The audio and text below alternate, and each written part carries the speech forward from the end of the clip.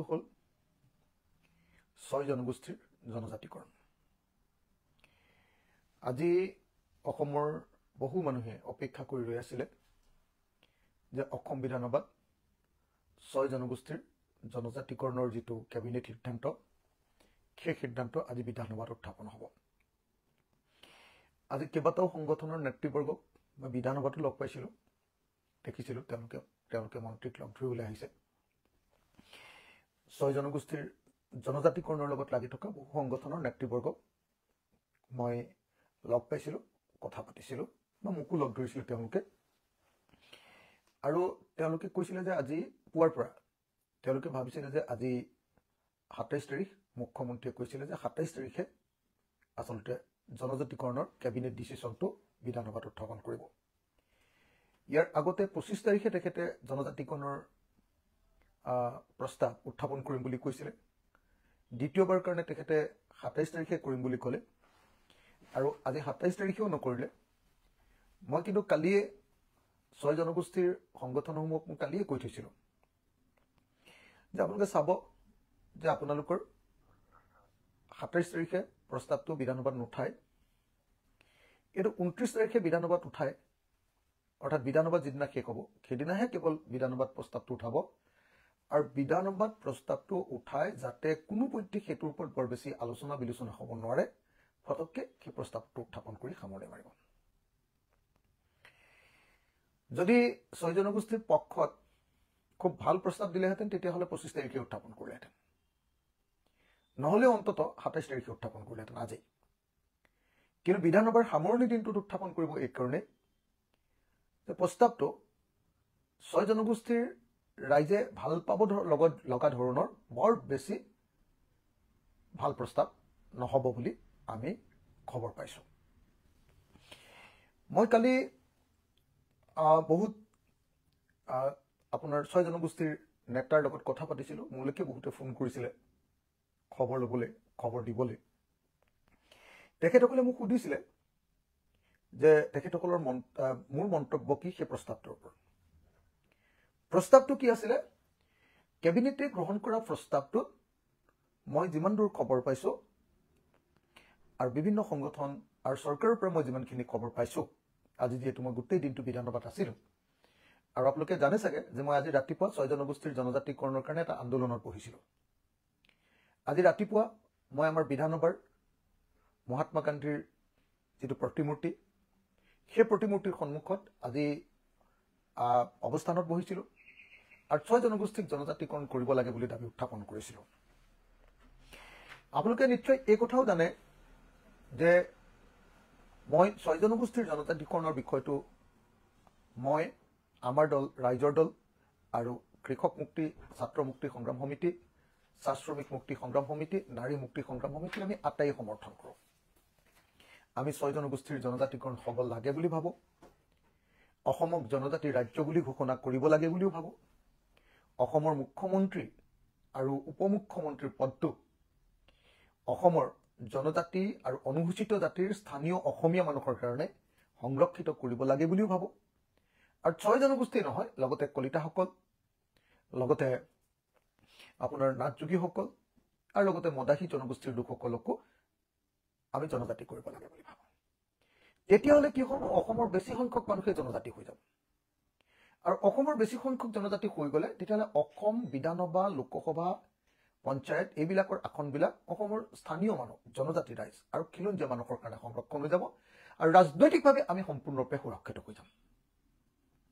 সেইকাৰণে এইটো এটা বহুত ডাঙৰ ছাবজেক্ট, 6 জনগোষ্ঠীৰ জনজাতিকৰণ। কিন্তু মই দেখিছোঁ যে বিজেপি চৰকাৰে 6 জনগোষ্ঠীৰ জনজাতিকৰণৰ প্ৰশ্নটোক লৈ বহুত খেলিছে। আজি যদি মোক সোধে যে 6 জনজাতিকৰণৰ বিজেপিৰ প্ৰস্তাৱটোনো কি, তেতিয়াহ'লে মই প্ৰথম ক'ম যে মই পোৱা নিৰ্ভৰযোগ্য তথ্য অনুসৰি কেবিনেটে কালি সিদ্ধান্ত লৈছে যে অসমৰ মৰাণ, মটক আৰু গোৱালপাৰাত থকা ৰাজবংশী মানুহবিলাকে জনজাতিকৰণ পোৱাত তেওঁলোকৰ আপত্তি নাই।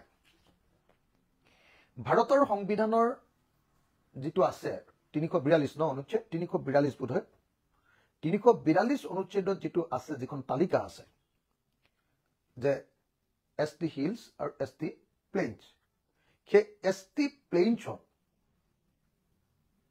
মৰাণসকল আৰু মটকসকল আৰু গোৱালপাৰাত থকা ৰাজবংশী মানুহবিলাকক সোমোৱাত বাধা নাই বুলি এটা প্ৰস্তাৱ লৈছে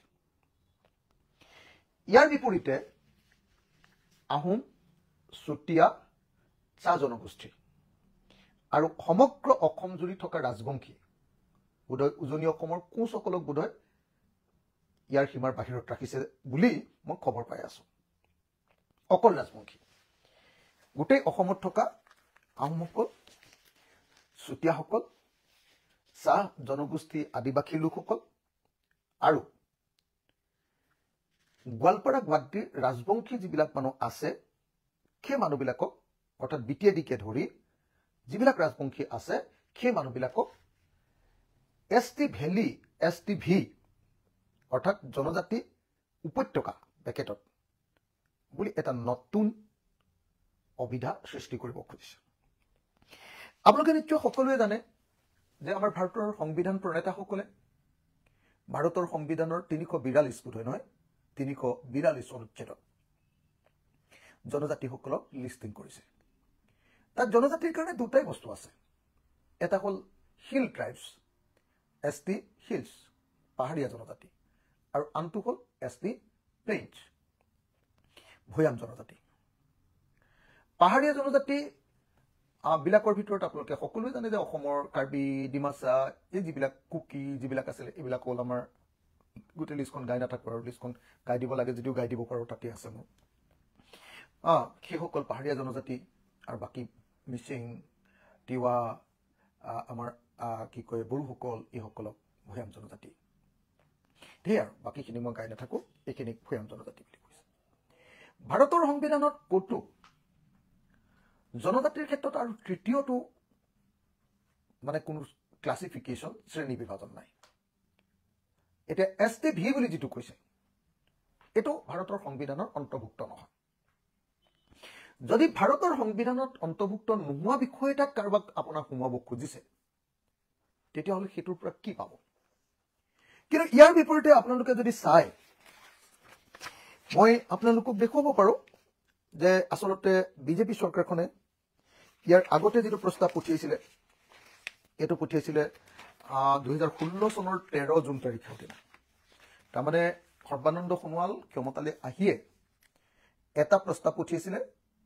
13 জুন 2016 তাৰিখে পঠিয়াইছিলে Shri Rajiv Kumar Bora additional chief secretary WPTBC ডিপাৰ্টমেণ্টৰ পৰা পঠিয়াইছিলে to the secretary ministry of tribal এফেয়াৰ্ছলৈ তেখেতে যেটো প্ৰস্তাৱ পঠিয়াইছিলে মানে অসম চৰকাৰে যেটো প্ৰস্তাৱ পঠিয়াইছিলে এটো হ'ল অসম চৰকাৰৰ প্ৰস্তাৱটো এটো হ'ল অসম চৰকাৰৰ প্ৰস্তাৱটো এই অসম চৰকাৰৰ যেটো প্ৰস্তাৱ এটো সহিৰ হৈতে এটো অসম চৰকাৰৰ যেটো প্ৰস্তাৱ এই যেটো অসম চৰকাৰৰ প্ৰস্তাৱ এই প্ৰস্তাৱটো জনজাতিকৰণ কৰাৰ পক্ষত 2016 চনৰ 13 জুন তাৰিখৰ দিনা অসম চৰকাৰে এটো পঠিয়াইছিলে আৰু পঠিয়াওতে কি কৈছিলে in this connection government of Assam would like to reiterate its no objection to the proposal of ministry of home affairs এটা মানে জনজাতিকৰণ কৰিব খুজিছে হেতুত কোনো আপত্তি নাই to the creation of a separate category of scheduled tribe plains separate category মানে হোম ডিপাৰ্টমেণ্টে কৰিব খুজিছে এটা separate category of scheduled tribe plains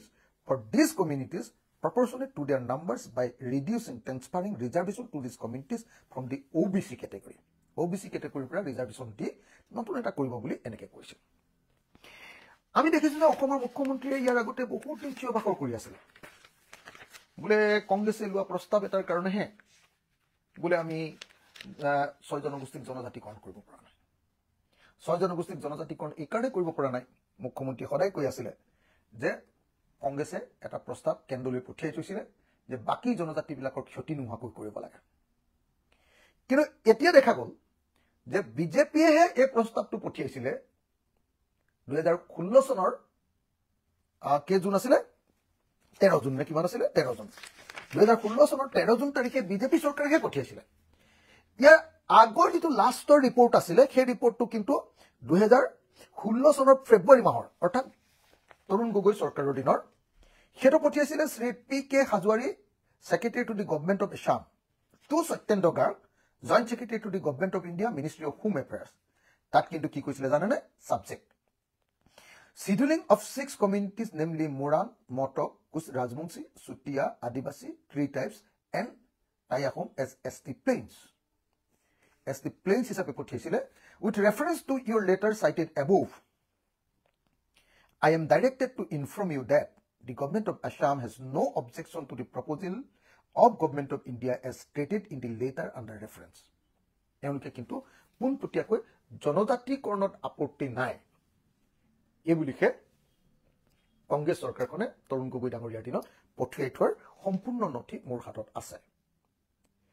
ইয়াৰ বিপৰীতে অসমৰ মাননীয় মুখ্যমন্ত্ৰী ডাঙৰীয়াই সদায় কৈ থাকে যে নহয় কংগ্ৰেছ চৰকাৰে লোৱা এটা সিদ্ধান্তৰ কাৰণেহে আমি 6 জনগোষ্ঠীক জনজাতিকৰণ দিব পৰা নাই, কাৰণ আন জনজাতিবিলাকৰ কোনো ক্ষতি নহবৰ কাৰণে তেওঁলোকে লিখি থৈ গৈছে।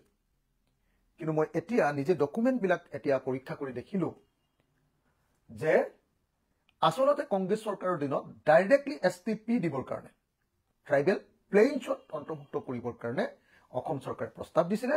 কিন্তু ইয়াৰ পাছৰ যেতিয়া সৰ্বানন্দ সোণোৱালৰ চৰকাৰ আহিলে, বিজেপি চৰকাৰ আহিলে, তেতিয়া কিন্তু STPৰ ভিতৰতে এটা নতুন কেটেগৰী কৰি OBCৰ পৰা আসন কাটি দিহে তেওঁলোকক জনজাতিকৰণ কৰিব লাগে বুলি প্ৰস্তাৱ সৰ্বানন্দ সোণোৱাল চৰকাৰে দিলে। এতিয়া অসম চৰকাৰে এটা নতুন ধাৰণা উলিয়ালে। এই ধাৰণাটো বেলেগ একো নহয়, এই ধাৰণাটো 2026 চনৰ নিৰ্বাচনৰ বৈতৰণি পাৰ হ'বৰ কাৰণে কৰা এটা নতুন বাগাড়ম্বৰ, এটা নতুন বুদ্ধিৰ বাহিৰে আন একো নহয়। কাৰণ আপোনালোকে জানে যে যদি খুব ভাল প্ৰস্তাৱ এটা আনিলেহেঁতেন তেতিয়াহ'লে 25 তাৰিখৰ দিনাই বিধানসভাত উঠালেহেঁতেন, গোটেই ধুল পিটি দিলেহেঁতেন বিজেপিয়ে। 27 তাৰিখৰ দিনা আনিম বুলি ক'লে মুখ্যমন্ত্ৰীয়ে দ্বিতীয়বাৰৰ কাৰণে আকৌ 27 তাৰিখে নানিলে। মই কালিয়ে কৈছিলোঁ চাবচোন 27 তাৰিখে নানে, কাৰণ প্ৰস্তাৱটো ঠিক প্ৰস্তাৱ নহয়, এইটো জনজাতিকৰণ নাপায়। এতিয়া দেখা গ'ল যে প্ৰস্তাৱটো 29 তাৰিখে আনিব, লাষ্টৰ দিনা, যাতে বিতৰ্ক নহয়, আলোচনা নহয়। কাৰণ মইতো অন্তত ধৰিম তেওঁলোকে জানে, মই যে সোধাই নেৰো বিধানসভাত সেই কথা তেওঁলোকে জানে। আৰু আজি আনিব বুলি ভাবিয়ে মই ৰাতিপুৱা প্ৰতিবাদ কৰিবলৈ গৈছিলোঁ। ৰাতিপুৱা মহাত্মা গান্ধীৰ প্ৰতিমূৰ্তিৰ সন্মুখত মই আন্দোলনত বহিছিলোঁ বিধানসভা আৰম্ভ হোৱাৰ আগে আগে। আৰু মহাত্মা গান্ধীৰ প্ৰতিমূৰ্তিৰ সন্মুখত আন্দোলনত বহি মই 6 জনগোষ্ঠীৰ জনজাতিকৰণ হ'ব লাগে বুলি দাবী উত্থাপন কৰিছিলোঁ। লগতে কলিতাসকল, নাথযোগীসকল আৰু আপোনাৰ মদাহী জনগোষ্ঠী বুলি যিটো জনগোষ্ঠী আছে তেওঁলোককো জনজাতিকৰণ কৰিব লাগে বুলি মই কৈছিলোঁ। মই কৈছিলোঁ যে জনজাতিকৰণ কৰাৰ উপৰিও অসমৰ মুখ্যমন্ত্ৰী আৰু উপমুখ্যমন্ত্ৰীৰ পদ দুটা অসমৰ খিলঞ্জীয়া জনজাতি আৰু অনুসূচিত জাতি SCৰ কাৰণে সংৰক্ষিত হ'ব লাগে। অসমৰ অনুসূচিত জাতি খালি, বাঙালীসকলৰ আকৌ বাহিৰৰ পৰা অহা মানুহো বহুত আকৌ অনুসূচিত জাতি আছে, অসমৰ অনুসূচিত জাতিৰ কাৰণে সংৰক্ষণ হ'ব লাগে, এইটো মই দাবী কৰিছিলোঁ। লগতে মই চৰকাৰৰ ওচৰত সদায় দাবী জনাই আহিছোঁ, আৰু এইটো আমাৰ ৰাইজৰ দলৰ মূল শ্লোগান, যে অসমক ভাৰতৰ সংবিধানৰ 371 ক 371A অধীনত নাগালেণ্ডৰ নিচিনাকে অসমৰ মাটিৰ ওপৰত অধিকাৰ আৰু অসমৰ মাটিত থকা সম্পদ, তেল, কয়লা, চূণশিল, পানী, এইবিলাক সম্পদৰ ওপৰত আমাৰ অসমৰ মানুহক অধিকাৰ প্ৰদান কৰিব লাগে, বিশেষ ৰাজ্যৰ মৰ্যাদা দি।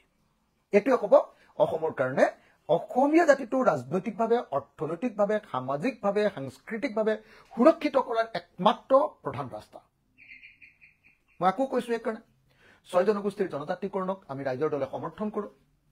কিন্তু বিজেপি দলে 6 জাতিৰ মানুহবিলাকক টুপি পিন্ধাইছে। কালি এজন নেতাই মোক কৈছে, আন্দোলনকাৰী, যে এইটো টুপি নহয়, এইটো জাপি। ইমান ডাঙৰ টুপি পিন্ধাইছে বিজেপিয়ে। মইতো দেখিছোঁ যে এতিয়া বহু আন্দোলনকাৰী নেতাইও আনকি মই দেখিছোঁ যে জনজাতিকৰণৰ প্ৰশ্ন চৰকাৰক সমৰ্থন কৰি যেনে তেনে পাৰ কৰাই দিব কৈছে। কাৰণ মানুহ পুৰা উত্তেজিত, মানুহ পুৰা আন্দোলিত, 6 জনগোষ্ঠীৰ ৰাইজ এতিয়া আন্দোলনৰ কাৰণে একদম ৰাজপথলৈ ওলাই আহিছে। সেইকাৰণে এই মুহূৰ্তত মই অসমৰ 6 জনগোষ্ঠীৰ ৰাইজৰ প্ৰতি আহ্বান জনাইছোঁ যে বিজেপি দলে আপোনালোকক যিটো পানী মিঠৈ দিব কৈছে, পানী মিঠৈ খুৱাব কৈছে, এইটোত আপুনি কেতিয়াও আপোনালোকে সন্মতি নিদিব। ভাৰতৰ সংবিধানত ট্ৰাইবেল P আছে, STP আছে, প্লেইনছ, ST হিলছ আছে, H আছে, কিন্তু ভাৰতৰ সংবিধানত STV নাই, ভেলি নাই। আৰু সেইকাৰণে এইটো এটা অবাস্তৱ, এনেই আমাক ঠগ দিবৰ কাৰণে, আমাক এনেই মিছা কথা কৈ 2026 চনৰ নিৰ্বাচনী বৰ্তনী পাৰ হ'বৰ কাৰণে কেৱল ব্যৱস্থা আৰু মইতো ভাবো যে প্ৰস্তাৱটো হেৰি কৰিব প্ৰস্তাৱটো বিধানসভাত উত্থাপন কৰিব আৰু তাৰপিছত প্ৰস্তাৱটো চেণ্টাৰলৈ পঠিয়াই দিলো বুলি কৈ তাতে সামৰণি মাৰিব তাৰ বিপৰীতে মই আপোনালোকক দেখুৱাই দিব পাৰো যে 2019 চনত ৰাজ্যসভাত আচলতে 6 জনগোষ্ঠীৰ জনজাতিকৰণৰ কাৰণে প্ৰস্তাৱটো উত্থাপন কৰিছিল বিধেয়ক উত্থাপন হৈছিল বিল মানে য'ত বিল উত্থাপন হৈ আছে তাৰ পিছত আকৌ কথা বদলাবলৈ কি প্ৰয়োজন আছে গতিকে 6 জনগোষ্ঠীৰ নেতৃবৰ্গক মই আহ্বান জনাইছো যে আপোনালোকে বিজেপিৰ পানী মিঠৈ নাখাব মই 6 জনগোষ্ঠীৰ নেতৃবৰ্গক আহ্বান জনাইছো যে আপোনালোকে বিজেপিক আকৌ এবাৰ ইলেকশ্যনত জিকাই দিয়াৰ কাৰণে বিজেপিৰ লিডাৰ আৰু মুখ্যমন্ত্ৰীৰ কথা মতে আপোনালোকে সেই ফাণ্ডত ভৰি নিদিব আৰু বিশেষভাৱে মই 6 জনগোষ্ঠীৰ ৰাইজৰ ওচৰত আৰু কলিতা জনগোষ্ঠী নাথ যোগী জনগোষ্ঠী আৰু মদাহী জনগোষ্ঠীৰ ৰাইজৰ ওচৰতো আহ্বান জনাইছো আহক আমি সকলোৱে মিলি অসমৰ এই জনগোষ্ঠীসমূহৰ 6 জনগোষ্ঠীৰ লগতে এই জনগোষ্ঠীসমূহৰ জনজাতিকৰণ আমি নিশ্চিত কৰোঁ অসমক জনজাতি ৰাজ্য ৰূপে ঘোষণা কৰাও আৰু অসমক ভাৰতৰ সংবিধানৰ 371 ক অনুচ্ছেদৰ অধীনত বিশেষ ৰাজ্য ঘোষণা কৰি অসমৰ ৰাজনৈতিক অৰ্থনৈতিক সামাজিক অধিকাৰ সাংবিধানিকভাৱে সুৰক্ষিত কৰি কৰোঁ আহক এই বুলি কৈ মই আপোনালোক সকলোকে নমস্কাৰ জনাই মোৰ বক্তব্য সামৰণি মাৰিছো ধন্যবাদ জয় আই অসম